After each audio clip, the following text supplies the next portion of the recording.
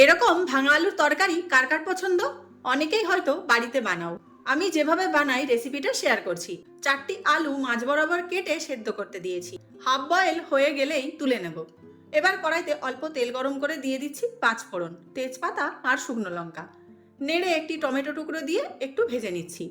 এবার আলুগুলো এভাবে ভেঙে রেখেছিলাম দিয়ে দিলাম। একটু মিশিয়ে স্বাদ মতো নুন হলুদ গুঁড়ো দিয়ে দিচ্ছি। সামান্য আদা বাটা উপরে দিয়ে দিলাম, এভাবে ফ্লেভারটা কিন্তু দারুণ আসে। এখন পরিমাণ মতো জল দিয়ে দিলাম। কয়েকটা চেরা কাঁচা পাকা লঙ্কা দিয়ে দিচ্ছি।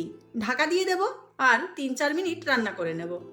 এবার সামান্য চিনি দিয়ে দিচ্ছি। দেখুন, শুকনো খোলায় ভাজা ধনে জিরে গুঁড়ো একসাথে করা রয়েছে, তো এটাও দিয়ে দিলাম 1 চামচ। সামান্য ফুটিয়ে নিলাম। একটু ঝোল থাকতেই নামিয়ে নিয়েছি। ঠান্ডা হলে একদম ঝোল টেনে নেবে। যে কোনো কচুরি বা পরোটার সাথে দারুণ লাগে কিন্তু। রেসিপিটা কেমন লাগলো কমেন্টে অবশ্যই জানাবেন।